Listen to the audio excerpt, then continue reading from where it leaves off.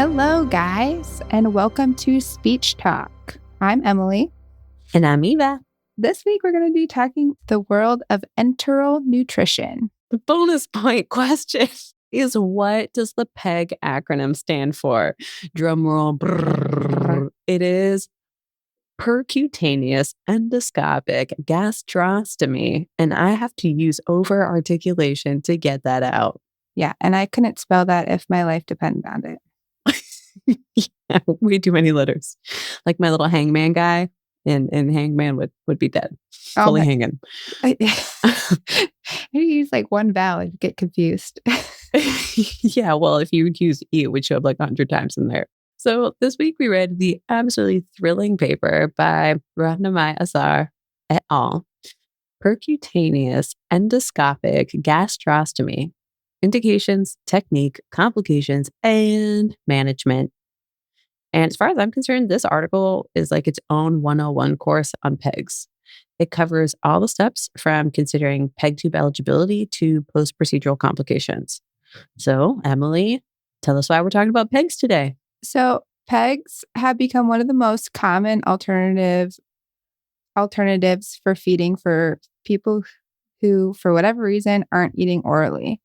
And while we're certainly not GIs, not cheap GIs, people ask us whether PEGs should be placed and ask us to deal with them once they've been placed, and generally seem to think we're experts on internal feeding.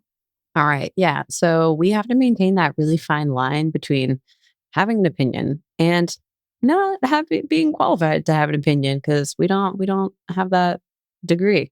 And we thought it'd be helpful to review some key points about PEG tube with you guys.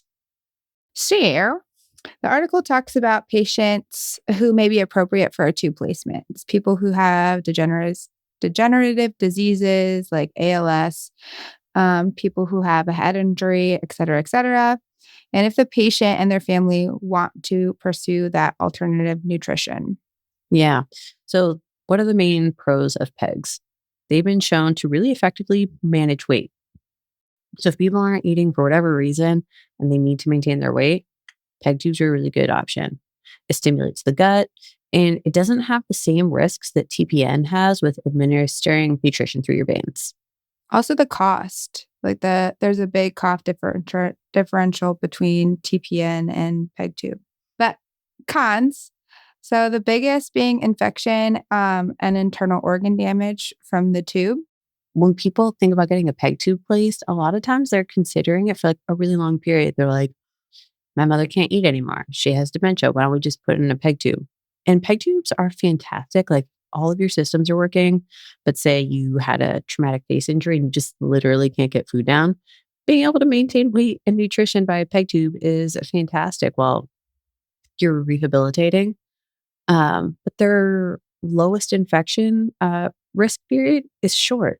After a certain amount of time, it just becomes like a tube that can go into your body, that can be prone to get dirty and has its own issues. So like, the infections really are a problem. They have to be monitored. Anyways, not to bring up sad things like infections from tubes that go from outside your body to into them, but we're gonna move away from the article for a second and talk about contraindications and misconceptions that we see, because as we've said clearly throughout this episode, we are not GIs, but we do have a take on this situation. So let's take a look at one of the main things, which is folks with cognitive impairments. My hardest niche is that my cog people. It's like so hard. But people with cognitive impairments, we're specifically talking about maybe a bad TBI, someone who's impulsive, or someone with dementia who gets really confused. Like, they could pull their tubes. Yeah, I have this lady who, she has dementia. She does not remember what her PEG tube is for or her colostomy bag. And she's always yelling from her room. She's like, hey, help. When you go in, she's like, I gotta get this gown off. I gotta get it off. And you're like, what's going on? She's like, there's this thing. I gotta do it. Help me take this off. She's like, do you have scissors? Like, I need to get this off. And I'm like, oh my God, please do not take off your colostomy or pull that tube. Like, it's a huge problem. We have to get like abdominal binders for her that are Velcro, so she like can't get into them easily. But the main thing is that she never remembers what it is. And she then always finds it and then is just completely distressed by it. Oh my God, that's terrible. Yeah, it's really bad. And on the next thing that we see a lot of with our COG patients is combative care, making, the administration of the bolus difficult. We just got this young guy TBI by a car crash. He similarly does not remember what the peg tube is. And I'm always like, it's a tube in your stomach for eating. It's a tube in your stomach for eating. Which one? He finds super weird. He's always like, a tube in my stomach. And I'm like, yeah, it's weird. Don't think about it too much. But he does not like getting the bolus push and he's always fighting the administration. And so then you have to like have people try to like hold his hand so that they can do the bolus. And he's like yelling. And it's like a really distressing event to attend.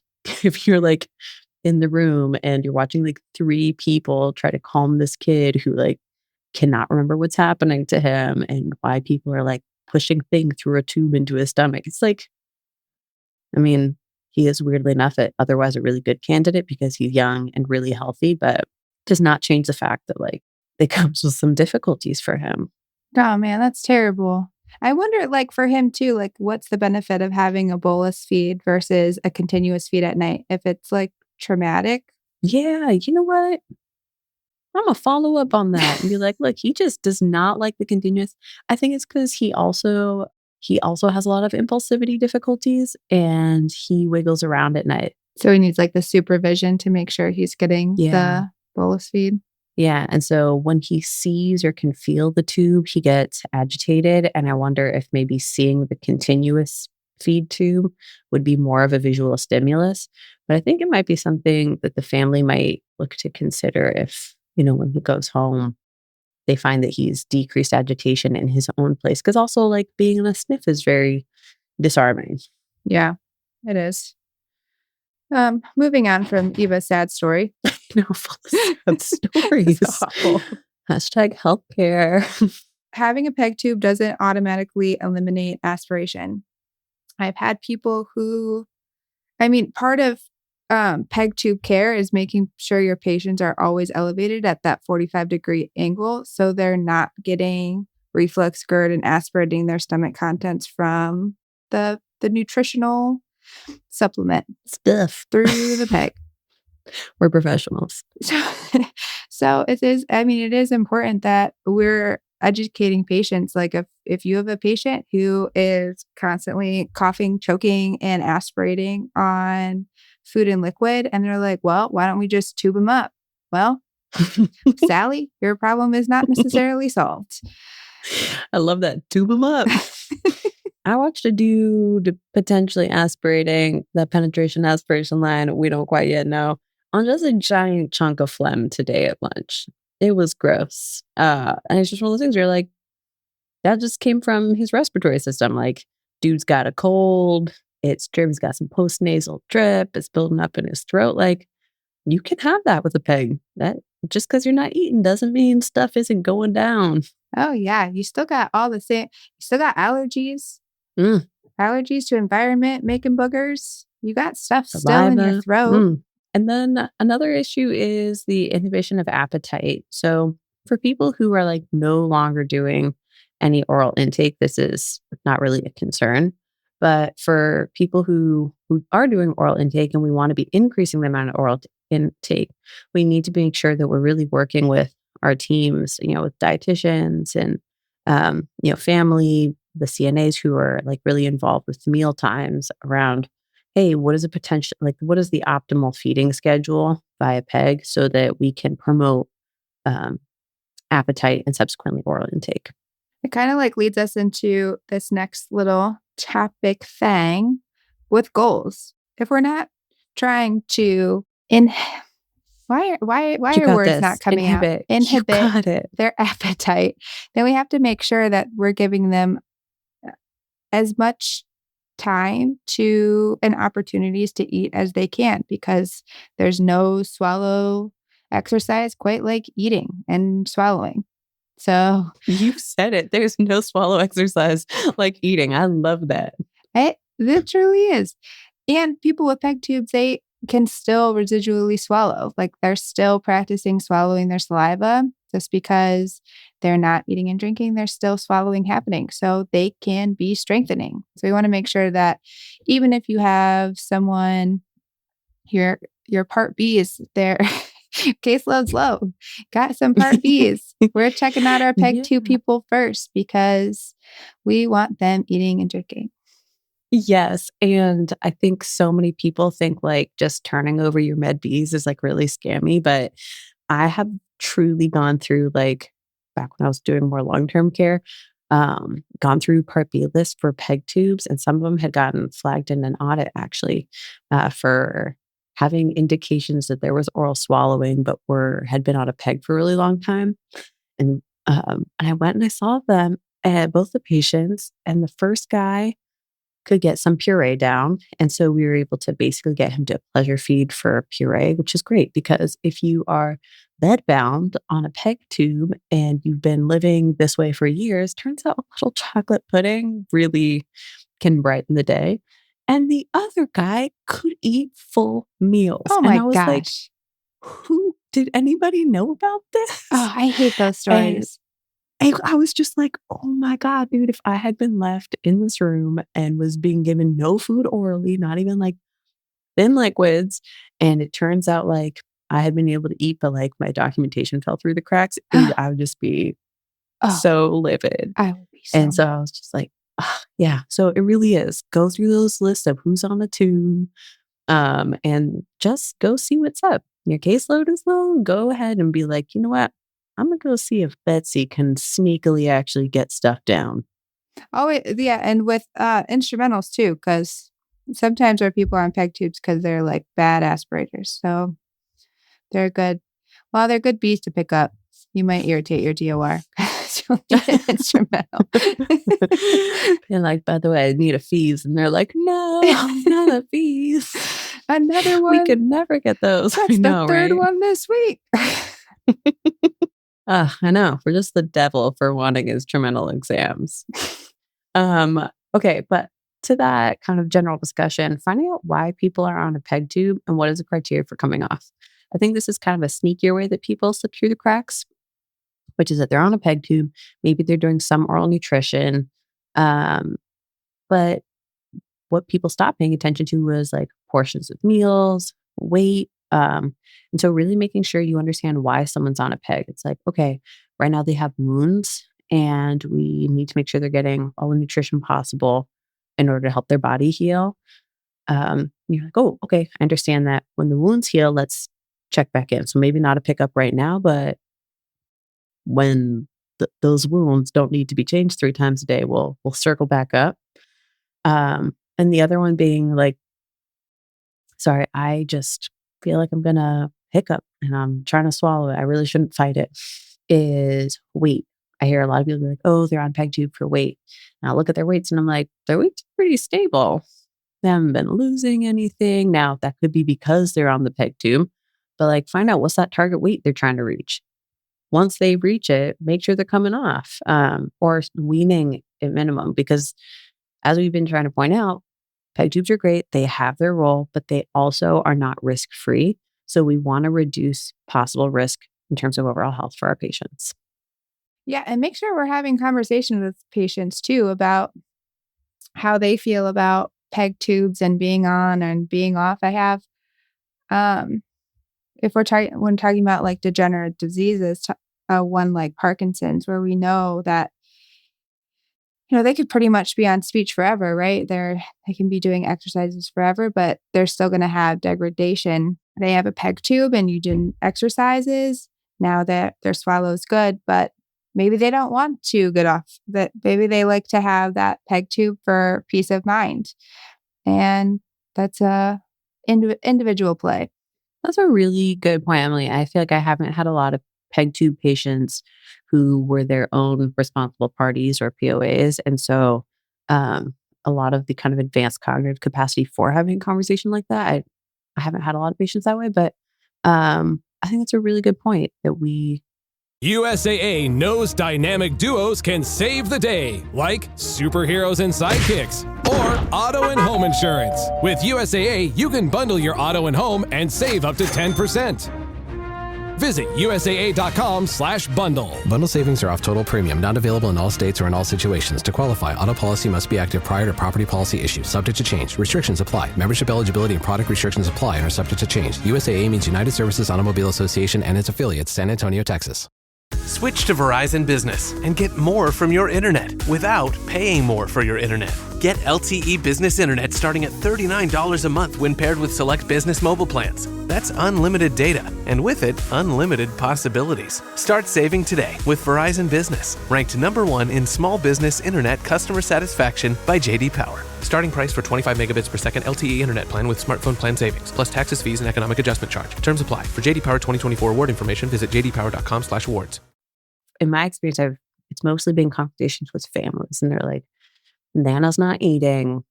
How do we get her food? Well, we heard about a peg tube. But to your point, in the case where the person is able to participate in their own medical decisions, get in there and talk to them and be like, do you like this? How do you feel? That's patient-centered care, Emily. I love it. Way to go. Yeah, and that, like, to your point about Nana not eating. So I like this article too, because they talk about dementia specifically, and said that for people who had dementia, the peg tube was actually a contraindication. So, like, if someone has dementia and they're generally decreasing weight, it's likely that they are coming to an end of life event. And a peg tube not gonna stray that. That ends up just being a hard conversation with family. Like, yeah, man, Nana's not eating. And this is kind of what your body does. It doesn't need food when you're getting older. You stop to need food. Your body is not regenerating cells like it used to. It doesn't need as much food. And if it's your body steadily declining, then pumping somebody with food who is absolutely confused is not going to improve their quality of life, or just prolonging the inevitable. Yeah, I've definitely had some conversations with people because kind of sounds weird to say, but like death is kind of stigmatized. And people who are nearing end of life and they're not eating, and if when you're there, you go in, you check on them, they're fine. They're not like in pain. They're not saying I'm hungry. When food is in front of them, they're not even always recognizing it. And I think a lot of times the impression I've got from families is Nana is dying, and if I don't do everything I can, I'm killing her. And I just like to take a second to say, you're not killing Nana. Yeah, take that Nana's weight off of you. Yeah, she's just slowly heading to the light, like just she can float away. And I realize that that's a very emotionally charged conversation for families, but people really take on a lot of burden around, like, if I don't do all medical interventions possible, I'm a bad family member, or like, she raised me. Who am I to not do everything I can for her? And for those, I actually, like, I enjoy being a part of those conversations, not because I like having hard conversations, but I like to reassure family members in those moments, like, no, you're perfect. Like, this is hard. And like, they're not ever going to eat a same meal like me and you. Like, someone who's in advanced dementia is not going to sit down and eat a full cheeseburger, French fries, and a milkshake. Like, their body can't handle like an adult American huge meal. Oh my God, dude. I was with this woman who her mother was at the SNF, and she was like, I really wanted to go for a peg tube. And I was like, she's not eating. She was like, well, that's because therapy's insufficient, going off on like everybody in every department. And I was like, why don't you just come in and like watch us try to eat? And during our bedside, her mom tried to eat the sheets. I was like, she's not recognizing like food versus just random objects. Like, we are not having this conversation about prolonging her enjoyment of food and like that quality of life component. I'm like, she doesn't realize it's the bed sheets. So like the peg tube is not going to your point, Emily, like improve that quality of care. Like suddenly she's going to be enjoying meals again. that was a hard conversation to have. I'm not trying to convince families to like go hospice. I think it should be talked about way more often than it is. But no, that particular daughter was like, she's gonna eat and get nutrition by any means possible. And that it was kind of hard to watch. At my facilities, they've always had hospice conversations led by nursing. Is that true for you too, Eva? At different facilities, I've seen it different ways. I have, in majority of cases, been told you do not bring up hospice, which is always tricky because You do not. Do not say it. you do not say the H word. It's a bad word. But particularly when it comes to PEGs and instances with dementia, you're like, it's usually because it's an end of life care decision. So it's kind of hard for hospice not to come up. Mm-hmm. So the way I kind of get around it is not saying like, hey, have you had the hospice talk? But I'm like, well, in consideration with PEG tubes, there's also palliative care and hospice. And, here are some people in the building you could reach out to talk to about those options. Mm-hmm. So I just like gently put that card on the table and see what happens. Yeah, that's a good way to kind of just ease that conversation without saying like, here's a brochure, Here's a brochure. I imagine that it has a halo and wings on it. Quick shout out to all our people doing hospice work, by the way. All right, let's talk about, I think we're moving on to like action items and what we can do. Is that right? Yeah. So for this, it's just for best practices for PEG tube management. We want to consider attending like workshops or taking CEUs just to kind of expand our knowledge further. And there's a lot on ASHA, but talk to your nursing, talk to your doctors, call hospital. I've talked to patients' GIs before because I once had a family member tell me that their GI doctor told them they could not come off a PEG tube for yada, yada, yada, yada, yada. And I called their GI and they're like, no, I never said that. That's not a thing. So it was a very productive conversation. We were able to upgrade to trials immediately. It's best practice to stay informed. It's not our scope of care to be doing all of the education on PEG tubes, but those questions are going to come up. It's distally related. And it's totally okay if someone's asking you about a PEG tube consideration and you're just like, I don't know, man. Let me get back to you. I would much rather have someone tell me that they don't know and they'll help me find someone who can tell me or just listen to me for a second rather than feed me something that doesn't make sense. Yeah, would not like it if people just made up random medical advice. I'm looking for help in a dire situation. Lie to me. No, but like if I'm dying, you can lie to me. Just like I'll lie to you. I'll be like, this isn't a pillow approaching your face. Sleep. Go to sleep. Go to sleep, Emily. I would never smother you, by the way. I couldn't do it. I'd put you on hospice, though. No. Girl, No. I love you so much. I will put you on hospice. No, for the record, if it's a bad break, I'm going. Let me go. My mom is like, just row me out to sea and put me overboard. No one will know what happened. I'm like, or not, or I could just visit you every day at home peacefully until you go.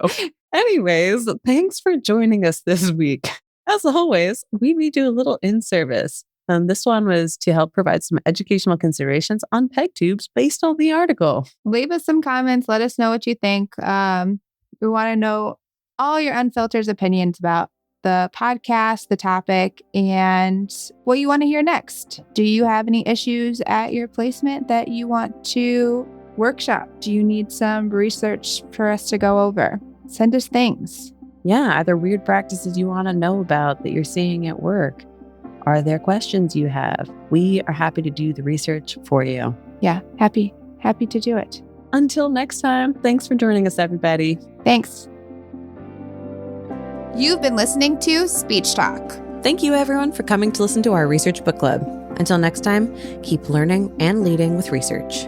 If you like this episode and you want to give us some love, please rate us on your favorite podcasting app. Leave a review and tell the world, because as podcasters, our love language is in positive affirmations.